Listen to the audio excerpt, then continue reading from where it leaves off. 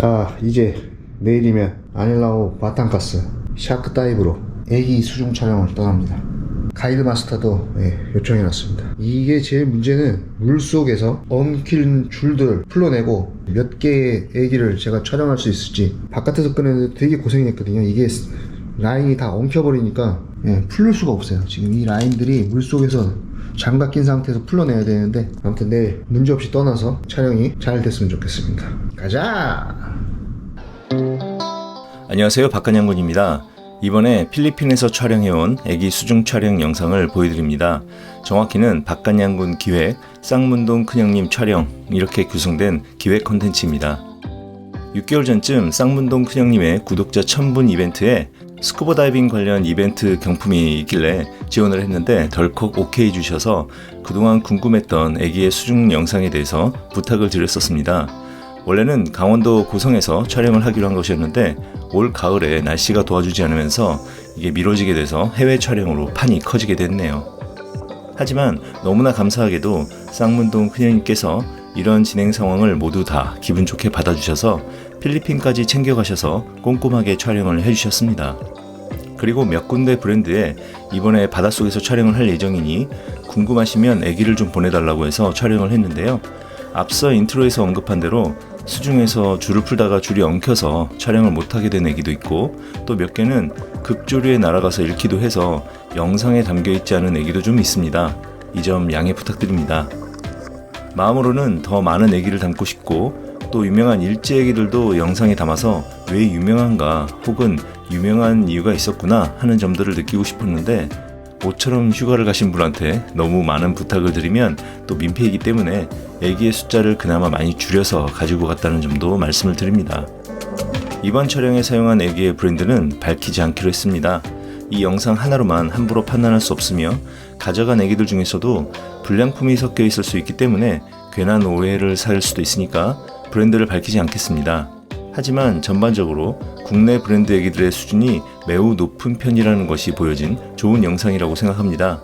물속에서의 유형이나 이런 부분들을 보면 정말 너무 멋지더라고요.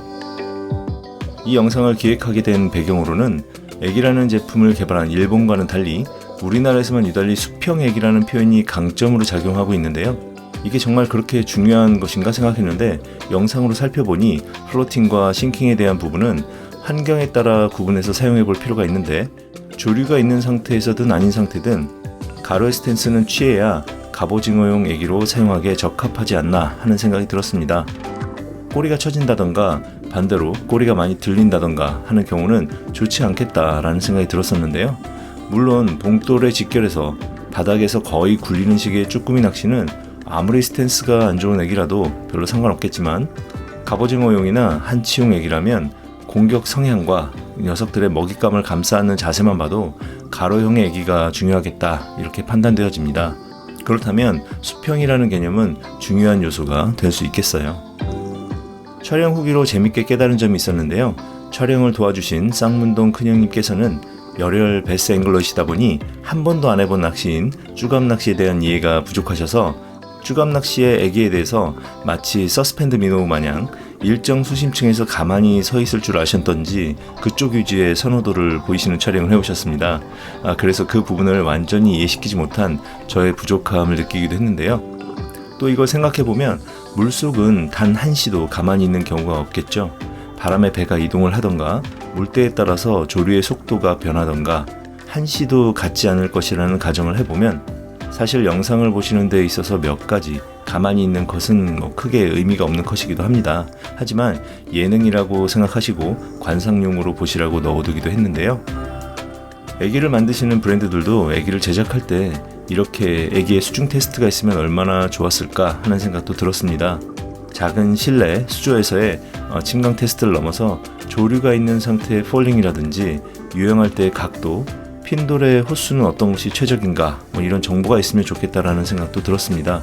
혹은 그런 평가 기준이 있으면 어떨까, 이런 부분도 생각을 해봤네요. 올해 비교적 고가의 애기라고 느껴지는 제품들이 제법 출시가 됐었는데요. 조사님들이 그동안 낚시를 해오면서 체감해오신 가격대와 좀 달라서인지 가격이 높으면 일단 좋은 소리를 듣기 어려웠습니다. 너무 비싸다, 나는 왕눈이로도 잘만 잡는다, 이런 식의 안 좋은 소리를 듣기 십상이었죠.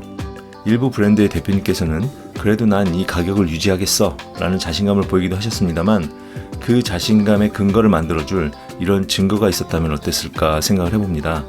만약 이렇게 촬영해서 눈으로 확인할 수 있게 보여줬다면 중국에서 저렴하게 마구 찍어오는 카피캣 제품들과의 변별력을 확실하게 보여주는 증거가 되지 않았을까, 이런 생각을 해봅니다. 그리고 앞서 언급한 것처럼 진강 각도, 폴링 속도, 플로팅 타입, 조류 대응 스탠스 타입 등에 대해서 기준을 확립한다면 소비자가 애기를 고를 때 내가 주로 가는 필드에 적합한 애기인지 살펴보고 구분해서 사용하는 데 도움이 되지 않을까도 생각을 해봅니다. 물론 생활낚시인데 너무 들어가는 거 아니야? 이렇게 생각하실 수도 있습니다만, 발전을 하려면 이런 경험이 필요하다고 봅니다. 현재 쭈꾸미나 갑오징어 낚시가 해마다 어려워지고 있다고 많은 선장님들이 말씀을 하시고, 또 어획량 등의 데이터로도 나타난다고 합니다. 다른 요인도 있겠지만 인기가 있는 만큼 레저 낚시 인구의 어획량도 무시 못하겠죠. 그런데 아이러니한 것은 낚시가 어려워질수록 루어는 발전한다는 점이죠. 마치 영웅은 난세에 태어난다는 말처럼 요즘처럼 낚시가 어려워지니 조과에 대한 아쉬움을 충족시키고자 이런저런 기술이 도입되고, K물화나 표면의 처리도 발전이 생기며 해마다 신제품이 쏟아지고 있습니다. 그리고 그만큼 큰 시장이기 때문에 많은 브랜드가 생겨나고 있기도 하고요. 브랜드들이 더 좋은 애기를 개발하기 위해서 노력하다 보면 당연히 애기의 가격도 올라가게 되지만, 그만큼 멋진 제품력을 지닌 재미난 녀석들을 만나게 되니 다양한 루어의 재미를 볼 수 있겠다는 기대도 생깁니다. 그러다 보면 어차피 뜯길지도 모르는 거 그냥 저렴한 애기 쓰지, 이런 생각이 아니라 그날 상황에 맞는 애기를 선택을 해서 공략하는 데이터 낚시의 기준이 되도록 애기의 제작 기술과 주각 기술의 수준도 발전할 것이라고 기대를 해봅니다.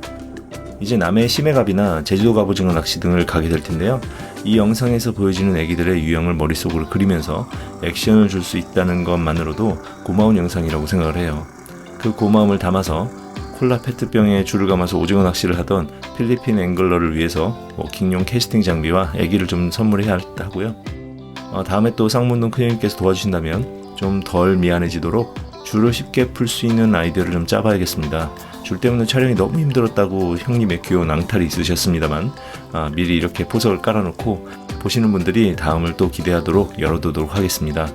쌍문동 큰형님의 채널에 가시면 원본 파일들도 있을 테니 관심 있으신 분들은 가셔서 구독, 좋아요도 눌러주시고 응원도 해주시고 다양한 영상들을 보시기 바랍니다. 많은 분들께서 흥미롭게 보실 좋은 영상을 만들어주신 쌍문동 큰형님과 마스터분께 다시 한번 감사드립니다. 꼭 보온하도록 하겠습니다. 오늘도 시청해주셔서 감사드립니다. 건강하세요.